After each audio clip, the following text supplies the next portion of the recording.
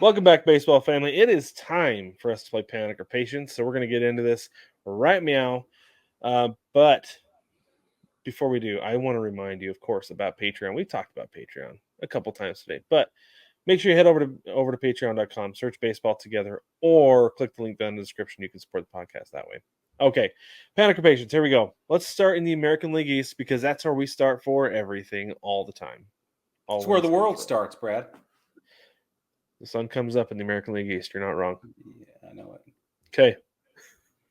All right. So since we're playing Panic or Patience, we're going to be living in the bottom half of the standings. Right. Okay. So let's start the bottom of the American League East because why the heck not? So let's start with the Blue Jays. Okay. The Blue Jays are 35 and 42, 15 and a half back out of the AL East. No chance, toilet pants. Wild card, they're 6.5 back. 2-8 in their last 10. They lost 6 in a row coming into Monday. Minus 50 run differential, and they are 18 and 27 against teams over 500. Are you having patience or are you panicking with No, the Blue Jays? sell the farm. I think you're Push right. the red, Like, are you? push the red button. So, are you saying like shut it down for the season, or are you saying like trade Vlad, trade Bo, trade Gosman? Are you tearing it down, starting over, or are you just going to shut it down for the season? Just this season. Shut the season down. Okay. All right. So you're not going to sell the farm then. Be a sparring You're, partner for the remainder of the season. See what happens. Get some stats. okay. All right. So I'm not saying panic or patience. What I am going to say, though, sell some. Some. No, Right? don't sell everything, Maybe but sell. sell Vlad. Maybe sell Bo. Sure. Maybe sell Gosman. Maybe 2 of the 3. Get yourself some prospects because you have some good prospects, as we know. Yeah. So Yeah. I think the Blue Jays could make themselves really good in 2 years if they got some good prospects back. Don't tank. Things are fine down below. They're just not up. They're down below. Yeah. And the other thing, too, is I feel like Bo Bichette and Vlad Guerrero, they haven't had the best seasons this year. They could turn things around with a change of scenery because I think that's what they need at this point. Dude, Vlad needs something. Yeah. Okay, let's go up to the Tampa Bay Rays. Have not been great, have not been super bad. 38 and 40. 13 games back in the East, not going to happen. I think it's safe to say at this point. 4 games back in the wild card, though. They won 6 of the last 10. They won their last game. Minus 62 run differential, though, which is uncharacteristic, I feel like, for the Rays. But they're 11 and 21 against teams over 500. Panic or patience. I don't care. You don't care. Neither. Is it? Nah. Write it out. Do what you got to do. Look to the next season. Okay, so you're just calling it. You're calling it. Yeah, indifferent. See, I feel like if they went out and they were like, we're panicking a little bit because we're not where we should be. Guys are underperforming, but we go out and we trade some prospects for, say, another bat or another pitcher, get 1 or 2 pieces in there, then they could maybe at least play spoilers in the wild card, if not make it, because they're not far back. They're only 4 games back. They've been improving as the season has gone because they had a terrible start. Not buying it. I don't have enough proof yet. I still don't have enough proof yet to trust him. So until I have more reasons to trust him, I don't care. Okay. All right. So you're selling the season on that. Okay. We won't go to the Red Sox because they're sitting pretty. They're even in the wild card. So those Red Sox, we're gonna have to talk about them on Thursday. We will too because they are a good team. Okay. What about? Let's go to the AL Central. Let's talk about the Tigers because I feel like this is getting to be a little bit more of a buy or sell segment than a panic or patience. But yeah, we could talk it that way. Maybe we do both. So the Tigers are 36 and 41, 14 and a half back in the division, only 5.5 back in the wild card, 4 and 6 in the last 10, minus 6 run differential, and 12 and 20 against teams over 500. Panic or patience or buy or sell? Take a pick. I'm not going to sell anything big. I think the situation is what it is in Detroit right now. I don't think a lot of things are going to change. I don't think a lot of things could change it. I think what we're going to see is they're going to live where they're living right now, but we want to build up for next year. If I'm Detroit, I'm targeting a playoff spot next season. So whatever it takes to get me to that spot is what I'm looking at. Now, I don't need to win the division, though it would be great. I'd take the first round wild card spot for next season and be fine with that. So I'm Mhm. looking closely at the buyer's market and I'm seeing what maybe I have to sell to pick up what I need for next year. Or if I can get a slam dunk for next year already, I'm gonna get it. I'm gonna get it early. I'm not gonna wait. Yeah, so if I'm the Tigers, I'm just sitting content. This is guys have underachieved. Spencer Torkelson got sent back down, right? So That's a like at this point, that's I'm a just kind of blow. like, this team is not doing anything this year. We're not going to panic because we're not going to make any moves. Right. We are what we are, and this is who we're going to Yeah. be, and this is who we probably thought we were going to be at the beginning of the season. But there's more. It's just going to be next year, and I don't think Right. it's farther away than that. Right. Yeah, I think they'll can. I mean, Rick, I've been saying for like 3 years, I thought the Tigers were going to contend for the division. I don't. At this point, I'm like, what makes me think next year is going to be any better? I'm like Skewball. sending them off. Maybe they trade him, They could. Boy, I get know some a lot of prospects for teams him. would eat him up. Yeah, they could That get a dude they could would. get a haul for That dude Skubal. would get a haul. Yeah. Yep. And boy, that guy deserves to play in the biggest stage, dude. Yeah. Yeah. He could win the Cy Young this year. So okay, let's go to the American League now, or the American League West. Okay, this is going to be interesting. Okay. We're actually gonna go to the top three here instead of the Okay. bottom Yeah. two, Right. Right. because the bottom two don't make much of a difference. But the top three separated by 6.5 games, but it feels a whole lot closer than that because the Mariners just lost. They blew a 2-run lead in the ninth inning and lost. Oh. So Okay. I want to know what you think about the Mariners. At this very moment, they are 45-36. I want to say they're 5-6. I think they're still 5-5 in their last 10. They've lost 2 in a row now. A plus 16 run differential and a 14-19 against teams over 500. Are you having patience, or are you panicking with the Mariners? A little bit of both, and I'm buying. Absolutely buy. I'm not panicking, but I'm having anxiety. Yeah, I'm jittery. And I don't Yeah. know if it's because I'm a Mariners fan or if it's just like that's like a legitimate way to address it. No, you're But jittery for sure. yeah. I got some So, massive angst if I'm a Mariners fan. man, so like they brought in, so I don't love the 4 save out. The fact that I said earlier in the show that that I think that Max Scherzer could be a 6 out closer Yeah, is partially because he is so dominant for because it's 5, 6, 7 Max. innings, right? Yeah, yeah, yeah. Andres Munoz has come in and tried to get more 4 out saves this year than he has ever tried the rest of his career, because the middle part of the bullpen has not been that great. He came in and had 2 guys on. It's like he had runners on second and third of the 1-run lead. And it's like, what's he supposed to do? You Yeah. know? And that's kind of how it's been. And so I don't trust the bullpen. The pitching has been good. Like the starting pitching has been good. But with everything that it was hyped up to be this year is like knockdown, lights out. Like they have their moments and they have their stretches. But overall, if you're playing a good team, I haven't really seen it consistently. Yeah. Like Kirby, Gilbert, for the most part, have been really good. Luis Castillo has one bad inning every outing. It depends on if he gets any run support, which doesn't typically happen because he's a strikeout guy.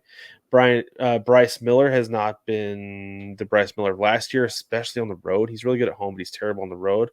And Brian Wu left the game tonight with an injury, and he's missed a couple starts because of elbow pain. Clean MRI, but elbow pain. Like, it's like, okay, the Mariners' offense has been terrible. You can easily trade some Terrible. prospects and bring in a proven bat. Okay, that solves You one got to problem. do that's step one. Absolutely, because if they can score some runs, they solve a lot of problems, It'll right? solve some problems. Yeah. But then you've got a question mark as a fifth starter, because then the next guy you bring in, Emerson Hancock, he's been injured, back injury, shoulder injury, like that's not dependable. So now you've got a question mark at your fifth spot, a fourth starter who does really well at home, can't pitch on the road. There are a lot of problems with this team. They are just mounting every single day.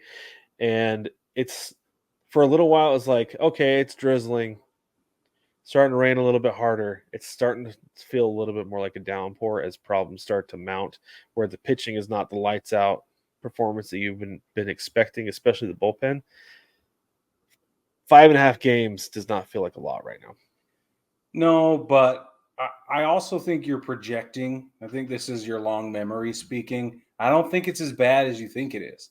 I think, not to discount what you're saying, I just think that Mariners fans are pretty quick to panic because that's all you've known, to be fair. So To you're be like, fair. the sky's falling. And I think it is raining.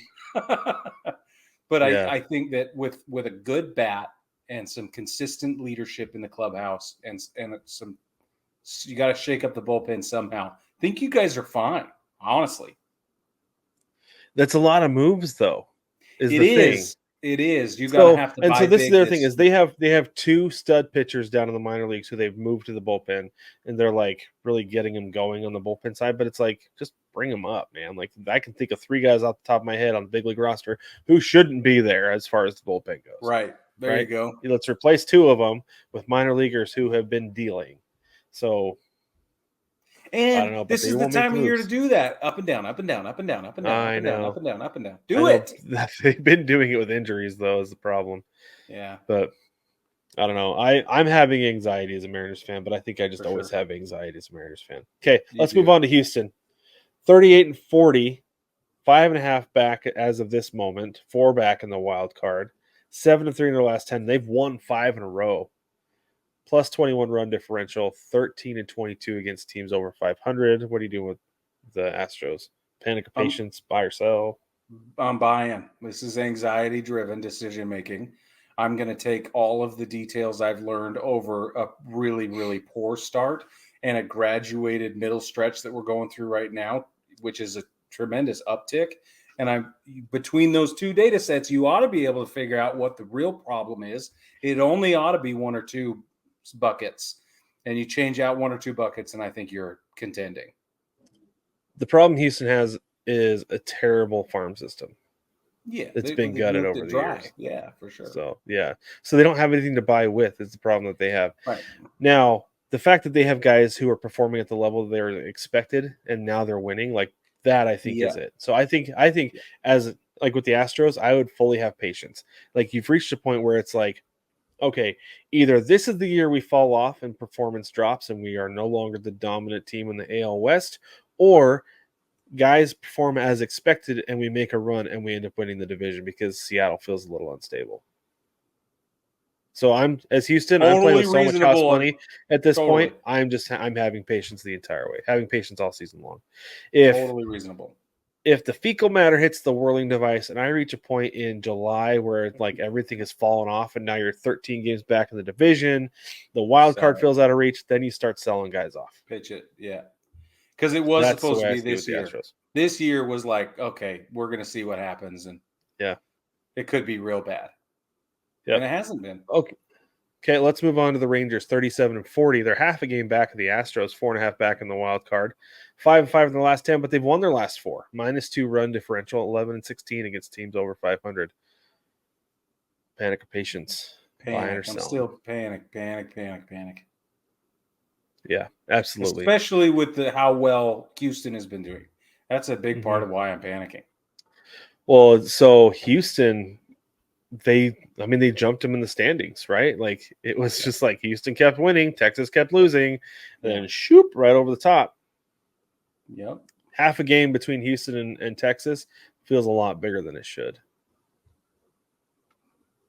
And this is not a situation, super duh. This is going to sound ridiculous, but this is not a situation where you can sit around and wait to see what Houston's going to do. You got to do you, and you got to do it now. And you Yeah, have because till the if deadline to figure it out. they have some guys coming back from injury, but overall, though, I feel like Texas needs to make a move sooner than later, or they're going to find Yes. themselves out of reach before they know what happened. And they're going to find themselves out of a barrel to fish out of. Because like you said, there are only so many pieces up for buying this time. The shelf will get And empty everybody's going to be fast. buying. Yeah. Competitive league this year. It's crazy. Okay, over to the National League. Let's go with the Braves. Mm. This is a Mm. fascinating case study, Brig. They're 11 games over 500. They're 43 and 32, 7 back in the division, 5.5 up on the wild card. Okay, now this is crazy. They are 8-2 in their last 10.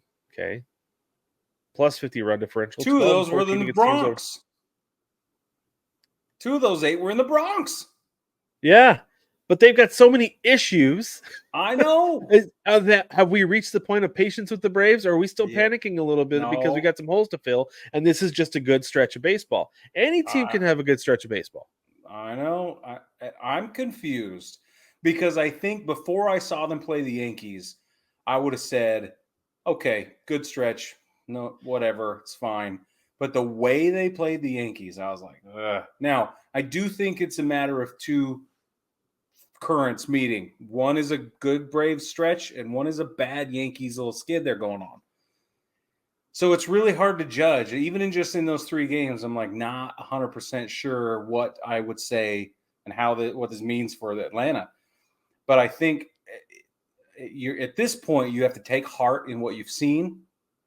If you're in the clubhouse, you got to say, "Look, we're not that bad. This isn't as bad as we thought." And then if the front office can give you a couple of extra little bumps, you're good.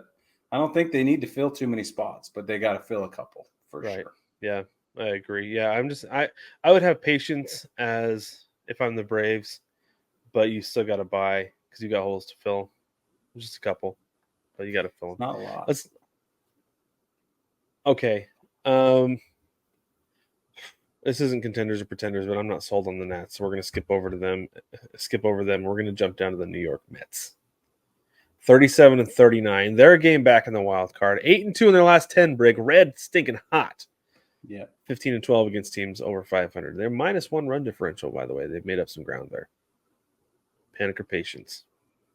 Panic. I don't care how hot they are right now. I'm not buying it. Panic. So, I was thinking about this today. How angry are you as Max Scherzer that you forced your way out of New York because you were told the Mets were not going to make a run this year?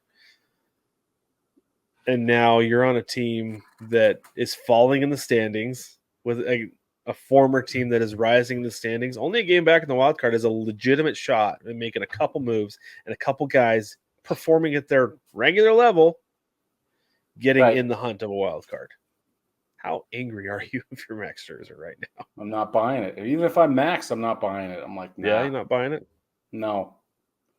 No, they're going to met the bet again this season, and it's going to be sad, and I don't want that to happen. I am not a fan of the Mets metting the bet, but it's going to Right. happen again. But it happens. Sorry. Yeah. Hate to tell you. I'm not buying it. I don't see it. And they have to compete with the likes of Philadelphia. No, they can't Well, they're compete not with going to Philly. contend for the division. They got to contend No. I'm with. just saying, like, if we're talking about who stacks up in the playoff picture in the National League, you can't That's true. compete at the same level as They're Philly. a completely different time zone. It's not even possible. Figuratively, not literally. Okay. Yeah. All right. Let's move on to the Central.